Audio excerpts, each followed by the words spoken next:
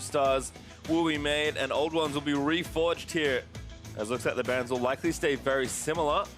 Touch on them if there are any changes, but so far, so the same. Again, both teams feeling very confident with the way they've approached these games. Yeah, we'll see, too, if the pressure starts to get to EchoFox a little bit more. They had a game to give last time around. Now you have all of these young players up against it, one game from elimination. A lot of pressure there, but likewise, for the veterans, such high expectations are there for TSM. And right now, pick ban, a little bit of a switch up. Rakan, banned by TSM every single game, left up this game, and this is kind of that test of what are they going to first pick here, because the Braum was taken away. The Rakan is the one that's left up here. You can also see Aurelia off the table there, so like Medios was saying on the desk, you can leave up the Sejuani if you take away the Aurelia because that pairing is so strong. Ooh. It is going to be the first pick Kindred, which leaves up the opportunity for TSM to just go Xayah Rakan straight up right here if they wanted. And this was the what the desk was talking about, saying that, you know, it was such a good performance from Dardoch on the Kindred. They've won their games with the Kindred, put him back on it, and they wouldn't even be surprised if they first picked it here. This is a champion that was banned as one of like the permabans, Aatrox. You had Kindred, Nocturne on red side, and nothing's changed about the champion. So picking it up here for Dardoch, like we said, he's gonna have to have a carry performance, which, you know, he's had plenty of the split. Covering the Lee Sin for quite a bit of time, which can be a good matchup into the Kindred, but TSM comfortable with Grig on tanks. It's right back to the Sejuani, and they won't have that mid lane pairing, but I am interested to see if they tackle any of the other ones that had been talked about on the desk, like something like along the lines of a Yasuo. It's interesting the Ezreal was banned away 2 games by EchoFox, but was left up in the other ones where the Kai'Sa was taken. And so I guess now they're saying, all right, we'll let him have the Ezreal, but he picks it up immediately. It's just all comfort here so far in the first 3 picks of the draft. Grig, one of the most confident champions. Zven, he's a well-known Ezreal, but yeah, I think Fox is saying, you know what, you leave us power, we'll take it. Yeah, I mean, it really does feel like when you're looking in isolation just at these picks, it feels like EchoFox got so much more. Kindred considered really S tier in the jungle meta, and this bottom lane of Xayah Rakan is considered incredibly strong. Let's go, oh Mithy. my god. They're going for Leona. Leona Ezreal. That is interesting because Leona definitely can be considered very good into the Rakan. You can really all in and blow that guy up, but Ezreal is not usually the pairing for that. I heard this from Smoothie himself, where it was Leona was the counter pick to Xayah because you can EQ-R her and Sunlock her before she ever gets her R off. So it's all about potentially killing him or even just countering on the Rakan. But the big deal is this is something that is a known counter. It has not really emerged at all this split. This is the first game on Leona for Mithy in the summer split. And basically you have to pull out all the stops right now. But EchoFox this is much easier to execute composition. Yeah, it's just very interesting to me because, so I see it if Ezreal hits 6, then you throw in your ultimate over top and everything like that. But in the early game, I don't think that Leona Ezreal can go aggressive on a Xayah Rakan. I don't think that Ezreal really has the follow-up unless he's hitting a lot of mystic shots, unless he's hitting a lot of poke. So it almost feels like you pick Ezreal to play passively and farm it out, but the Leona wants to go in or really doesn't do anything in lane. So are these two directions kind of counteracting each other? We'll find out if they can really make it work. Yeah, and then we see the ban there of a Cho'Gath again, trying to make sure that Huni doesn't have something he can just kind of sit back on and have a decent game up against this composition from TSM. And the Rumble on top of it. I wonder if the GP is going to come through. Ooh, could just be a Gnar then for Hauntzer if they want to blind that, save Bjergsen's pick for last. I feel like you have to save Bjergsen's pick for last in Game 5 when he's playing this well, but they might just bolded you like, lock in the LeBlanc. Bjergsen has been confident to really face whatever Damonte's showing. This gives over Syndra potentially, which is a comfort pick, and right. a decent matchup, but Bjergsen throwing the gauntlet down again. It is LeBlanc time for him. And this is probably Syndra time for Damonte. His best champion, his most played this split, 4-1 record on that. And I would assume that is the pick you play into the LeBlanc here. It's just really one of those things where TSM, yes, can they make it work? Totally. They can make this draft work. But I'm looking at these picks and I'm just feeling like you're giving so much power over. A little surprised about the Galio. This is less about the lane and more about, hey, you just survive against Bjergsen. You have the follow-up onto the Rakan engage. You have the ultimate coming out of the Kindred ult. So this is about the team fighting, less about the 1v1. But this does give an opportunity for Bjergsen to take over in lane, to really get going. It was against, I want to say, a Galio against TL that he really slammed on a Kali, so you can really kind of bully those matchups sometimes. Yeah, the Galio, not that much pressure in lane. Blind and even Kennen. They're blocking the Gnar, right? Yeah, but I mean, it's not like it's his only pick. Oh, goodness. Yeah, Jayce actually wins that matchup. He does. Yeah, and Jayce is often easier to team fight with if you're going AD versus AD, but this could be AP Kennen. And the other thing, too, is TSM, elimination games, NA Jayce. Oh, no, they lost. It's not locked in yet. They haven't looked It's in. not locked They in. have 2 seconds. Oh, no. Everyone who's been a TSM fan for a while has watched every Worlds tiebreaker. Time for the Jayce, time to lose. We'll see if the same remains true here in Game 5 for TSM. It is a good matchup, though, into the Kennen. I think as Huni in this game, you go AP and you wait for Dardoch and you try to look for all-ins. It's team fight. Yeah, the team fight here is so powerful. You have Kennen, you have Galio, the Rakan engage. The Wombo here is ridiculous from Echo Fox. I feel like TSM have to establish lane advantages with the LeBlanc, with the Jayce, because it's so much harder if you go into an even 5v5. Yeah, you have a better jungler on the side of Echo Fox. You have a better bottom lane combo for the early part of the game. I'm actually watching Dardoch and Smoothie this game for Echo Fox because I want to see those engages land for him if Echo Fox are to win. But Dardoch is the one who has to dictate how those losing lanes go. Exactly, and I think that's such a good point you bring up because while the solo lanes are advantageous for TSM, if the jungler has the advantage, if the jungler has priority and you can't push that matchup, then it's hard to really establish those edges. It's hard to get enough out of that Jayce and LeBlanc. So it's going to be a crazy one. TSM putting that faith in their solo laners in this pivotal Game 5, both on carry champions. And a bit of comfort here. Grig on the Sejuani, they were saying on the desk, looked like his best champion in this series so far. LeBlanc for Bjergsen, an assassin that he can pop off on. NA Jayce in the top lane is the worry for the TSM fans.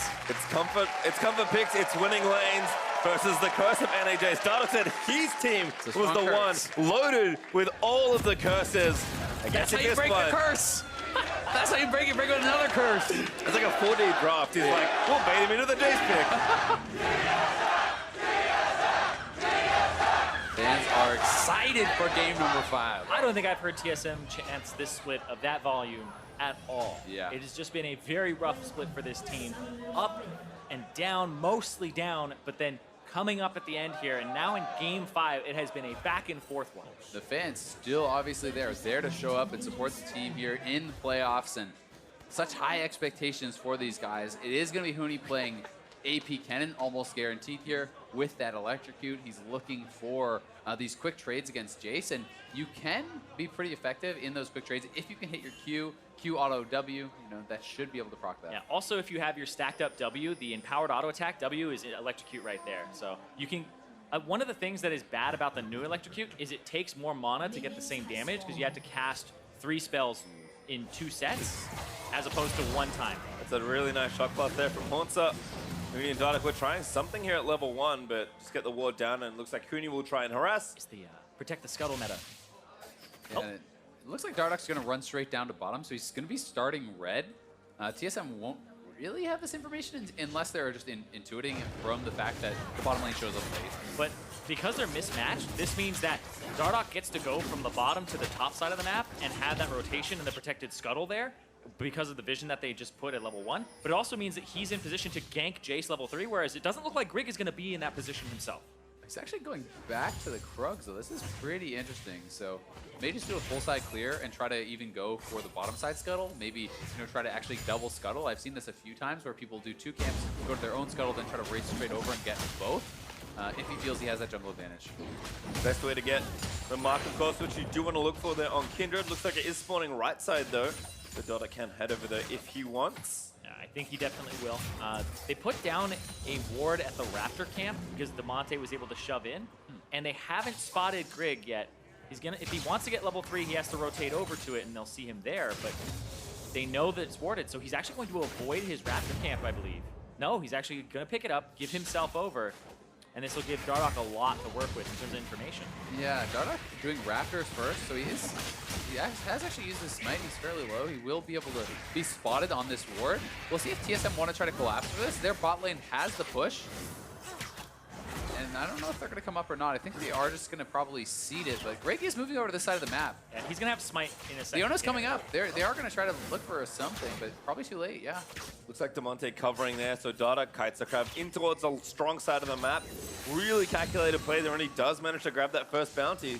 It gives you like 3/4 of your mana back too. That's why you want to do the Scuttlecraft a lot of the times when you have the Hunter's Machete. And this does mean that you're giving up potentially double Scuttle, which is, you know, somewhat of a pretty big disadvantage. Yeah, it's the jungle matchup, right? You can't really match him as the Sejuani, but also splits the map because now he can't play to the Jayce. The interesting thing is, though, you know, you can't match, but they saw Dardoch on a ward on bottom side, so he could have traded, right? He could have taken the top Scuttle away. Instead, he just seeds that, decides to clear all his own camps. Dardoch, I think, is even assuming that the Scuttle is gone.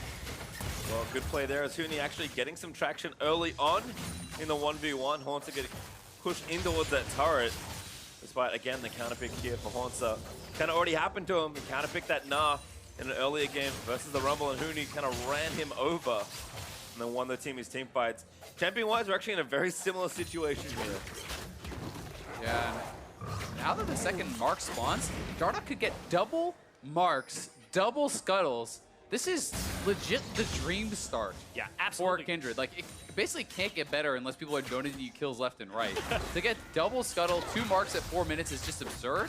If he can now get a gank and pick up another mark, if you can hit 4 marks so fast, and it just becomes impossible for Sejuani to match you at all. So Grig really just seeding a lot, playing so risk averse, and sometimes that can be intelligent, sometimes that can work, but if you give up too much, it's really questionable. And something that people don't consider about the Kindred is every stack really increases the speed of your jungle clear. It increases the attack speed that you get when you use Q. It increases the amount of percent HP that your Wolf does when he's attacking camps. And against monsters, it's a ton of damage. And then the E is percent missing HP. So a lot of people just think about the range, but during the early part, if you get 2, that's so much extra. Huni used all his spells on the minions. Yeah, he's got his flash, but I think Hauntzer's going to force him to use it. Haunter flash forward. Wants to get the kill. There's the Q and Hauntzer. He does that 1v1 solo kill. Huni just lost his mind right in front of Hauntzer. Uses his electric rush, uses everything just on the 3 minions right in front of Hauntzer. And Hauntzer's like, well, okay, I guess I'll kill you. That was really, really poorly done there from Huni, and a great capitalize from Hauntzer. And Hauntzer's doing a great job in that too. That's one of those situations where Time Warp Tonic gets him some extra autos in there, and now Grig is here's here. Grig. This is the tragedy of top lane. The TP into instant regank and death. Huni, he's had an up and down series. He's not feeling so well, but Grig does back away. Yeah, and now that that early X-Drinker, Dardoch. Oh, he misses smite! Oh! Wolf, I think, actually got that. Not even the auto attack. The Wolf auto there got it as Mithy was about to take it. That's a hard attack. Was dicey. But Mithy comes over and just spots it. Woo, barely. There have been some off kind of smites / feasts here. But look at this. Huni, he just spends all his abilities on the minions right in the face of Hauntzer, and Hauntzer's like, well, sure, I'll all in you. And this is just really smart stuff from Hauntzer, but pretty disrespectful play from Huni. And you got to give the credit, though. Hauntzer did everything right in the chase down. That was perfect mechanical execution. And the Time Warp Tonic on top of it, yeah, like you said, Wolf just gets the last hit. But still the pressure is here. Dive. Bjergsen level 5, no flash, no hope perhaps here for Huni. That's it. Away, but there's the ult. Not bad there, but there's Galio actually. They're going to try and save him. Hauntzer, maybe going to get it turned back around. Damonte flash torn. See you later. What an entrance there from Damonte. Comes in, the damage reduction just barely keeping Huni alive. They take down Hauntzer. That is a huge swing. It gave him the damage reduction, and then it gave enough time for Huni to get a stun onto Hauntzer. But hold on. Careful. Grig's the bounty. Dardoch wants it so bad. Grig needs to be careful. He's able to get it. 6. Learns respite, but he's got no reinforcement. Dardoch has to fight his way out of there as Damonte does actually come back down. And Dardoch, he does it. You are kidding me. That is one of the best jungle plays we have seen all year long. 1v2, gets the bounty, makes the outplay, hits level 6. That is some of the best Kindred play you will ever see. And you talked about it, Azael, at the start. Individual play is what this game has come down to, this series has come down to. Right here, he's chunking out Hauntzer, making it so when he goes for the dive, he's not full HP. Hits 6, has Damonte coming in, even though Bjergsen had priority. Damonte knows to play for the team. And right here, the ulti comes out before he can get locked up. Ultimate, Hauntzer rushes forward, gets stunned, knocked up, and he can't get away in time. That is just incredible from Echo Fox. And then this jungle play, if we get a replay of it, this is just insane. Dardoch, so confident going forward for Grig. And look at this flash forward over the top, finishes off Grig, hits level 6 with the experience, instant Lambda Spike drop, Galio comes down, and he just walks out. That's the difference in having 2 Rick stacks. Fox is pumped up. I would be too, as Dardoch. Talk about Fox's struggles a lot of the season. Huni, of all people, has had a surprisingly mediocre season for a player with so much experience, but Dardoch has felt like the heart of this team all year long. All year long, like you said. It's been, even in spring, he was popping off. I remember Dardoch walked through the hallways one time, he's like, I can't remember the last time I had an actually bad game, because it has been a while since he's had one of That's those. Dardoch for you. And then his good games stick in your mind forever. I can think of a couple of bad games. Maybe Dardoch can't, but the Lee Sin into Poppy from Anda, he got slapped. Oh, that's a hard game for Yeah, sure. That's where the... And he's an incredible player, but that's kind of the beauty of Dardoch. He has this unassailable confidence, right? And I think that it can be one of his greatest assets, because how many players even try for that play?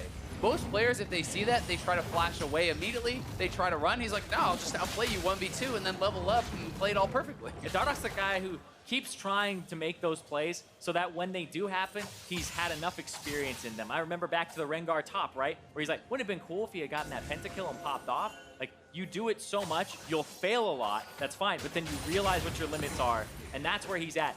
Understanding the Kindred damage there. Bjergsen is here, so is mithy. We're back here again. There's the stun gonna start chaining there, but mithy with a great roam. He's gonna shut it down. Huni, dead to rights. And that's a great roam for mithy, like you said, Pastry. He's on the side of the map where you go, he has no business being there. They just got pushed in bottom.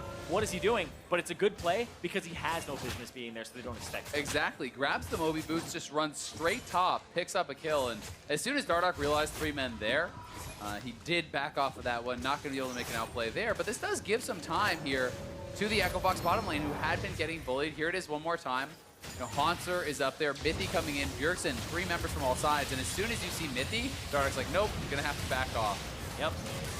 Tries to do a little bit to Bjergsen there, but it's not enough. It's not going to do anything to him.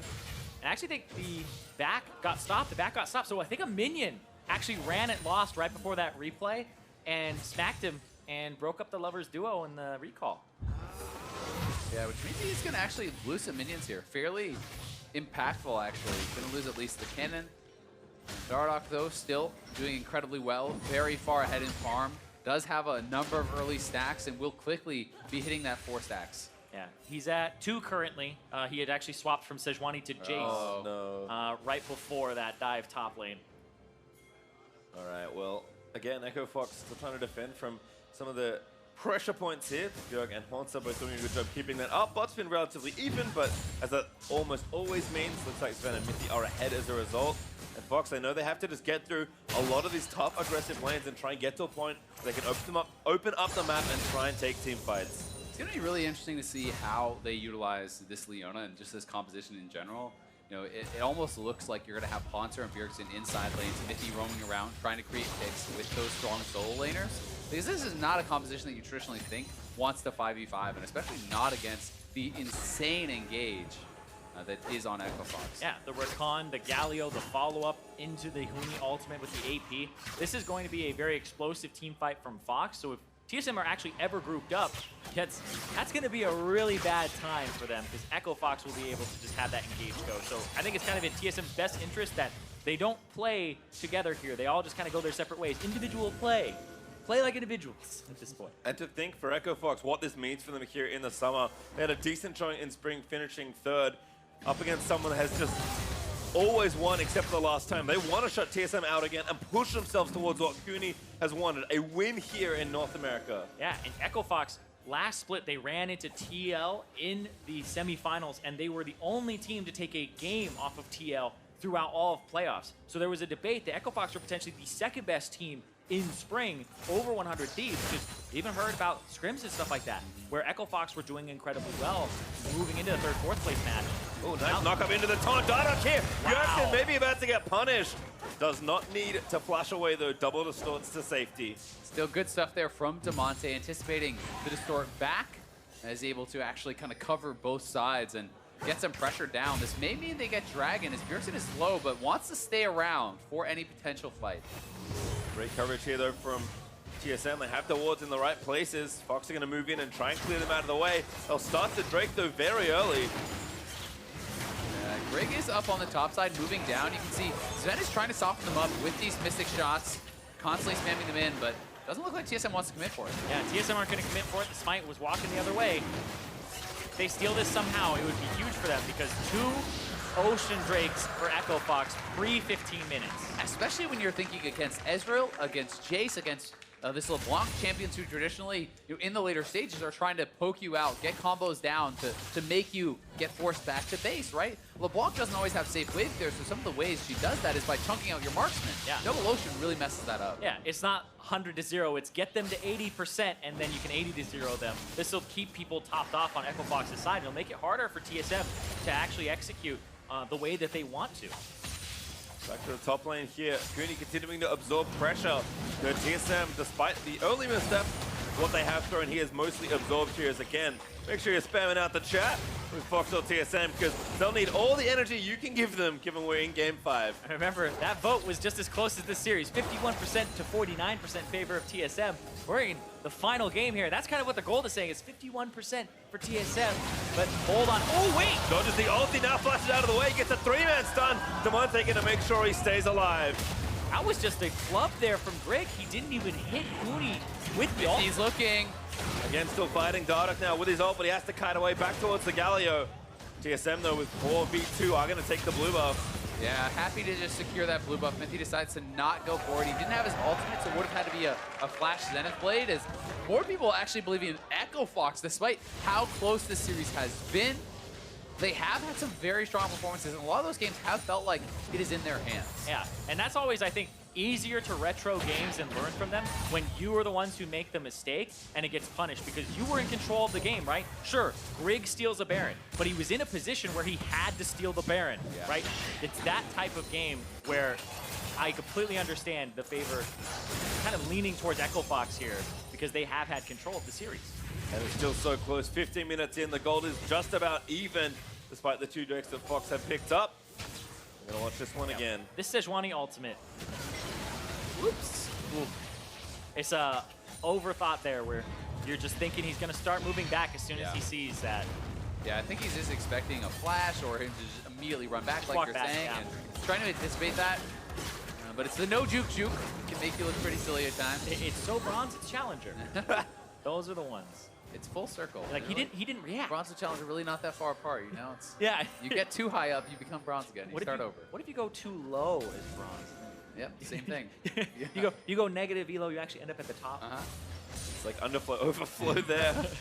As a bounty did get picked up by Dardoch, so at 3 marks, Zven as well to try and maybe get the 3rd, but TSM read the dive. They just made sure to play safe. As again, we've got a much slower game now.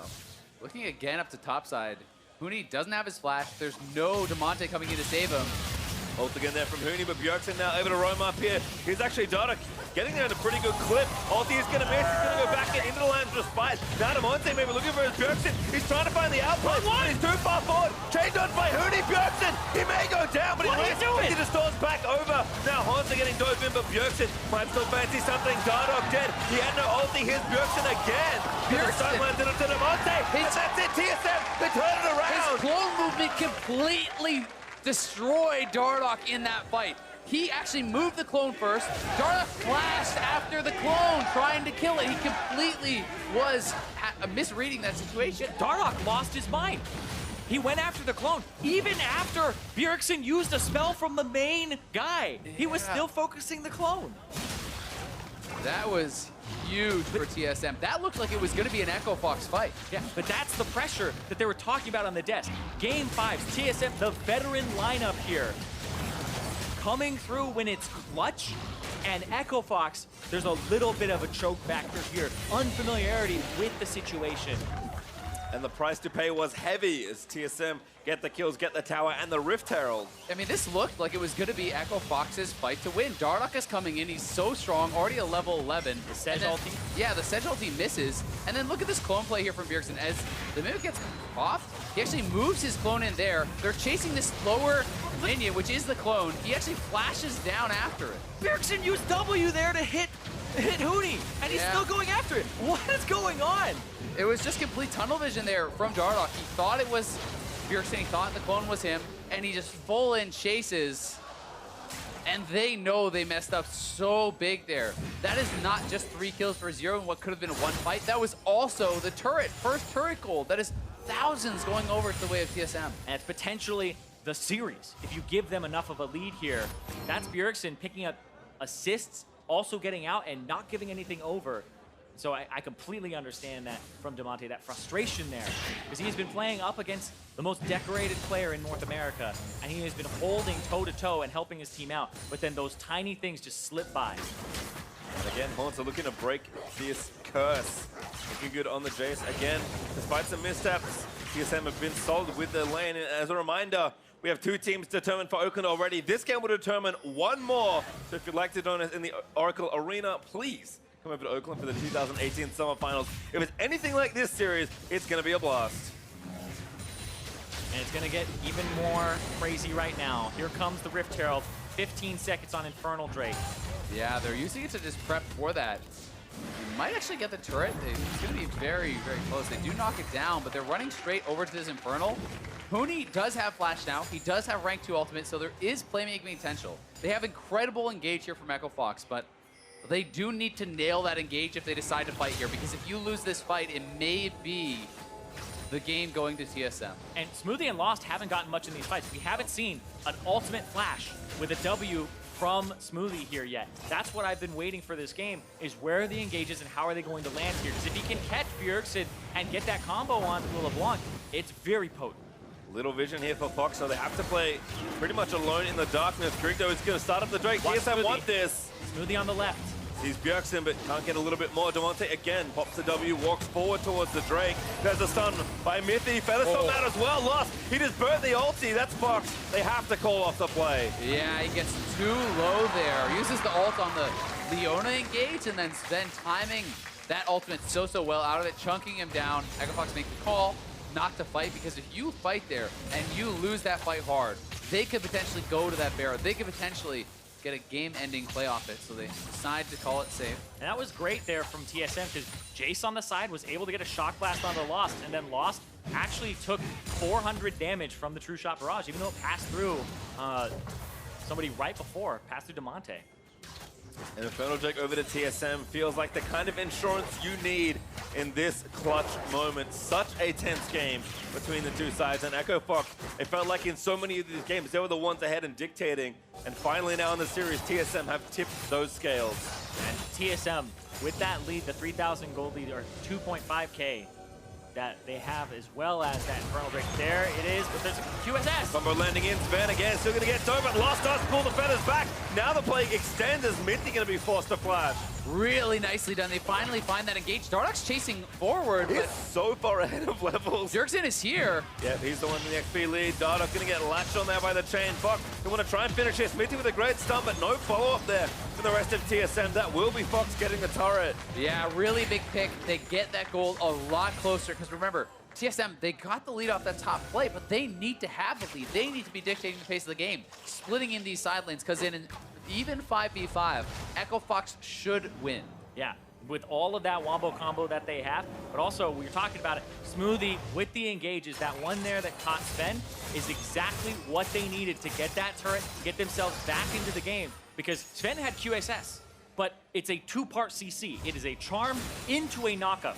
He QSS's too early. He QSS's the charm, gets knocked up, has to wait for it. Charm, QSS came out, now he's airborne, so then he hits the ground. Then there's the flash E. He needs to QSS the second part of it and flash immediately out of it. Yeah, and Lost with the flash follow there, they get the pick, and that is, I mean, a small window to make that play. As soon as they saw mithy moving off to the right side with that ward, immediately Smoothie goes, and you have to be able to pull the trigger like that to actually make it happen, so credit to them. Dardoch looking to pressure here on the bottom side, but they're wrapping around. 2v3 ulti from Grig, nails it! But the Lancer Spire will keep Huni alive for a little while longer. Dardoch out of there, but the follow-up stun is great. Zven swoops him for a freebie. And now Huni on the danger, getting sniped. The Q missing from Hauntzer. So critical Huni survives there, because TSM could have gone to Baron potentially. They may still decide to do it with Dardoch down for 30. They're not going to try to make the move. They're too far away on the play. Yeah, and their team composition, it just favors Hauntzer in a side lane, kind of redeeming NA Jayce. against NA players, saying it's time to split push, do not group. He's 2-1 and 3, 100% KP, the only person on the team with that. This Jayce is ready to just split push and get these turrets. And it's a good proactive play from TSM on the bottom side of the map. They know Dardoch wants to play around Huni. 3 members coming down. You can see all 5 of TSM, though, are heading this way. And Dardoch and Huni split up. This is really a smart play to make. One flashes one way, one flashes the other, and then Hauntzer just barely off to the side. Didn't have vision, so had to make the guess on the shot blast, and doesn't quite get it. But heads up play there from Dardoch. Incredibly well played, saving Huni. Potentially it looked like he was going to save maybe himself as well, but then Zven is the one who actually stops that from happening. Gotta say though, quietly but surely, Lost has been farming up. He's on 2 items on this Crypt Marksman. You know, if he gets to that IE, he can be an absolute menace in the team fight. Yeah, him and Smoothie, they haven't been getting much of this game. It's all been the top half of that. There There it it is. is. Smoothie again fights Mithy. There's the ult from Galio with the stopwatch. Actually going to buy more time. Mithy going to eat a taunt. That's a kill. And now Damonte moving in towards Zen. Bam, but they can't quite nail him down. Yeah, if you don't see Smoothie, who's been very silent in this game, those engages will catch you off guard. You haven't been prepped for them at all in terms of this mid game, and that's why we're watching him. He's the one who really has to bring it home for Echo Fox. That's why it can be so hard. Oh, as Bjergsen's going in. Again, getting aggressive. Latches Dardoch, but he might be too far forward. Bjergsen wants to get away. The clone is there. No knockup. But it can be so hard as not just the guys who are in the side lanes, but as that 3-man squad. You know, Zven and Mithy and Grig are often going to be left alone to their own devices, trying to hold waves while Jayce splits, while Bjergsen looks for picks. And you have this hard engage that you always have to be watching out for, that you always have to expect. Yeah, the counter to the 1-3-1, having that incredibly hard engage. But both teams are actually playing in the ideal fashion that they would want, right? TSM, 2 winning lanes that we talked about after Champions Select. Mark 4. Dardoch gets it and has to get out of there safely. Yeah, but like we were saying, this is the winning lanes for them. Is this an engage? Mithy throws it down. Maybe not so much safety, only a dual slow. Dardoch again gonna get jumped up at Damonte. From the wraparound, finds the flank. The youngster on the Echo Fox side is gonna make the play. The bottom lane goes down for TSM. 5 members up and near the Baron pit here for Echo Fox. I think they're gonna start it. They do, but Grig has flash. Grig has smite. Huni is flanking. Huni is coming in with the ultimate available. They don't see it. He's just waiting in the side. There he is! For Echo Fox, Huni, he finds it in the fog of war. Grig is not gonna fall, but Huni's gonna zone him off. Huni, can he get it? The rep up ticks in. Huni still stays alive, and Bjergsen finally able to get the kill. I don't think they can get the Baron. They got poked too heavily. TSM barely keep Grig alive. And Echo Fox back off in the 5v3. TSM holds. Huni trying to be the hero there, trying to blow up Grig. It was so close. The red buff almost gave the finishing touches, but the red buff is the reason he survives because he smites it. And Fox have to back up. It's the right play, I think. Fox, don't overextend, but TSM, they get another advantage taking this trade. You've got to wonder, though, is the better play, instead of trying to solo out this tank jungler, as a flat spell pen, Kennen, who is behind, is a better play not to wait till TSM overcommits and then go with Smoothie, with Damonte, the whole team turning and killing them, then going back to the Baron, right? Instead, it's Huni trying to do his solo adventure. Yep. He does go for it. Grig is low, and this could have been a play that worked out, but, I mean, you have the ability to turn and engage. You can see the ultimate was available for Smoothie. Why not wait until TSM comes forward and then 5-man turn and get that kill? Yeah, and like you said, he uses it there onto Hauntzer because it looked like they wanted to help him out. But that was one where they decided to go to the side. And oh man, that is one of those moments where it is basically a great representation of Huni's split so far. He has been playing pretty much the same as he has before throughout his career. It's just not working out for him by inches. And you don't always have to make the hero play. You know, you don't have to go for that solo big play. You can wait. TSM is the one that has to go to the rest of your squad. They didn't go for it either way. TSM's 3-man squad plays it well, keeps them alive. A little bit of that Echo Fox grid kind of infecting Huni once again. Bjergsen continuing to dive forward, baits out a Q there from Smoothie.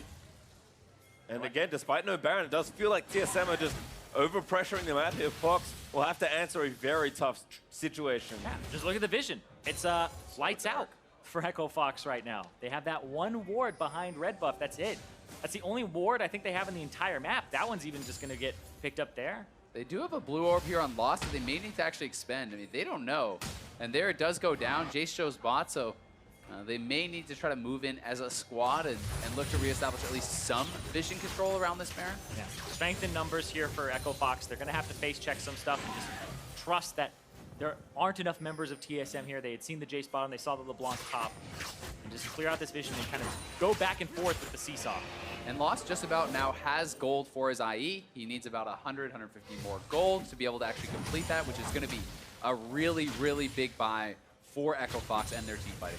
And this is Lost. His debut in the North American LCS. His debut in the North American LCS playoffs against TSM.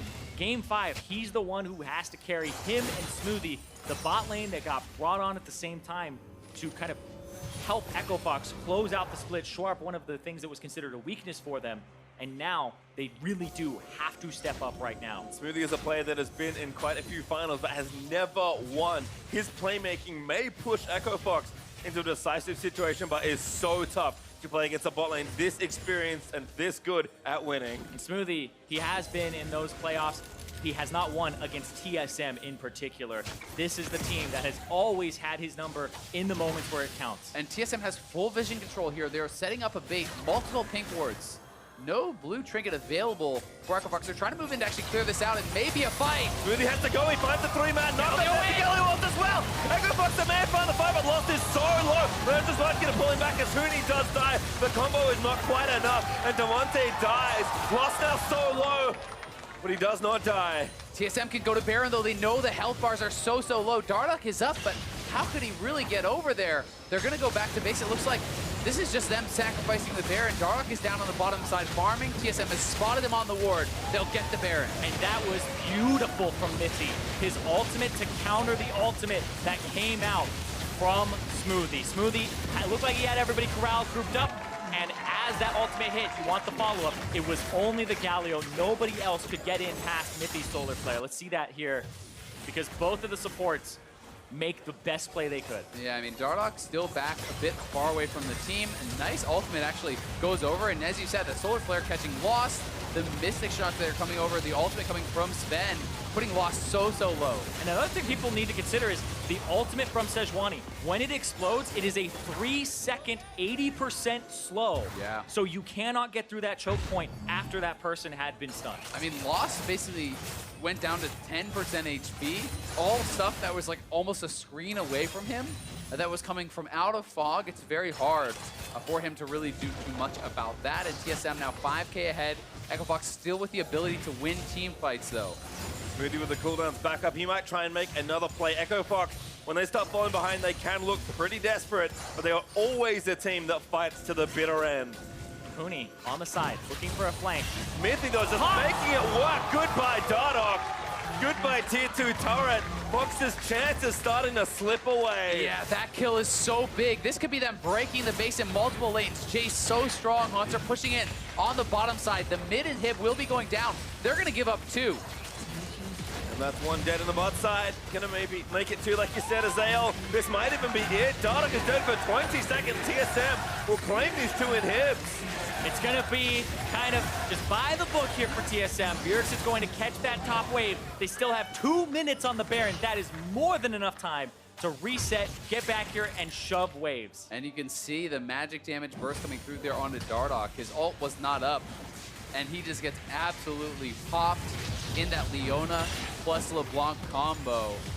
Really making it work here for TSM. Again, the solo laners having such a strong performance. And TSM again playing the Echo Fox style, so high tempo, TP back, take another turret. They're looking to take down all 3 inhibs. mithy about to have the ultimate back up, the solar flare, the catch potential available once more. If he goes in as soon as that's off cooldown, TSM may have turned over a new lead here in playoffs. They're just looking so strong. They're waiting for the opportunity. mithy has had so much criticism leveled at him throughout the split. Might make the plays that give them this game 5. Yeah, Dardoch is just getting chunked out so low. He's kind of playing with fire there. He has to go back to base. The minions are coming in mid and bot. Echo Fox need to go now or they're going to get triple inhib. They're about to lose it. They have to go. They have to go. But Bjergsen says no. Damonte looks in for the charm. Looking for it now. But mithy again gets his own flash box. He's trying to make the play. Grig, though, is going to have the feathers pulled back. Smoothie is almost dead. But Echo Fox is kind of running out of health. Bjergsen able to get that in him. That That is triple inhib, Infernal Drake alive. TSM are going to have so much pressure in Game 5 and potentially move on to the semifinals, but there is still life in Echo Fox. It's going to be so hard, though, with 3 inhibs down, 2 super minions per wave, 6 coming at you. The amount of wave clear alone that takes is so incredibly difficult to deal with. TSM not even stopping a TP Hauntzer on Jayce in this final game to just go straight for the Infernal. Their Baron will wear off, but TSM will grab this, will reset, will storm through Fox's mid lane with 2 Infernal Drakes and give them the hardest challenge of this roster's career. And Echo Fox, who have had their chances, who looked like they were poised to take the Baron, and botched it, have thrown away a lot of their chances. They need to make something special happen now. You can't sit back and wait. You must engage immediately to hope to stall out this game. Damonte, He was hoping for the base check, yeah. Echo Fox are trying all the tricks. Bjergsen again gonna try and scout it out. Does such a good job with these old misses though. But that was Bjergsen's Banshee's Veil. This is where Smoothie needs to engage if Bjergsen steps forward. If you could catch him, he doesn't have a QSS. There's no McHale's. There's nothing that stops Bjergsen from dying. If you can catch him. Smoothie can't quite find it. Damonte also looking for something with TSM. Gonna try and turn it back around. Zven though still pretty healthy. Here's Huni, Protoval in. Only for his front line. Zven still living for so long. And that's 2 kills. Hauntzer, he might make it another penta to end out the game. No, it's Bjergsen that takes the next kill. But Damonte is dead. And TSM will right their wrongs from their quarterfinal. They will do what they cannot do before. They will be pushed to the brink, but this time, they will triumph. And the sighs of relief from the fans that all split, even last split, just had no idea how this was going to work out for TSM. In the years past, it was a given. The finals, every time. Last split, etched into their minds, the worry on the tip of their tongue, and here, TSM silence the haters, and they move on to the semifinals, and they will be in Oakland. What an incredible series. 5 games that required them all. Back and forth, time and time again. But incredible performances coming through in this final game. Hauntzer, a monster Jayce performance, was hitting shock blast after shock blast and dominating Huni in this final match. He had almost 1,000 damage per minute on that Jayce. Doubled the damage of anybody else in the entire game. That was an NA Jayce game if I've ever seen one, but that is an NA Jayce. Maybe starting to reverse some of that fortune there. I mean, that is insane limit testing game here. I'm done so, by the way. I'm so drained after that Game 5 series, but I wouldn't have it any other way. Yeah, and it's going to be tough for Echo Fox now, not making the trip to Oakland, missing out on a potential guaranteed berth into the World Championships through championship points or a summer split victory that Echo Fox so badly wants. They have to go back to the drawing board, prepare for a potential regional gauntlet. Yep, regional qualifier is something that they have to look out for here. Await whoever they're going to play against, but this is TSM surging at the right time. This is TSM being back in kind of the form that people expected from them when they brought on Zven and mithy. Grig seems like he's integrated with the team well, and they continue to make their trek towards righting the wrongs and making it back to finals. I mean, if you're going to peak at any time, I guess this is a pretty good spot to right before Worlds are starting as your summer is looking so much better. But credit to TSM, they invested long term and it is starting to pay dividends. It definitely is, but I think the toughest challenges lie ahead. Team Liquid, NC9, doesn't matter who you play. These teams look monstrously good at the end of the regular season. I think clearly the #1, #2 team. TSM wants to get back on top, and they now look forward to an opportunity to prove that they are the best.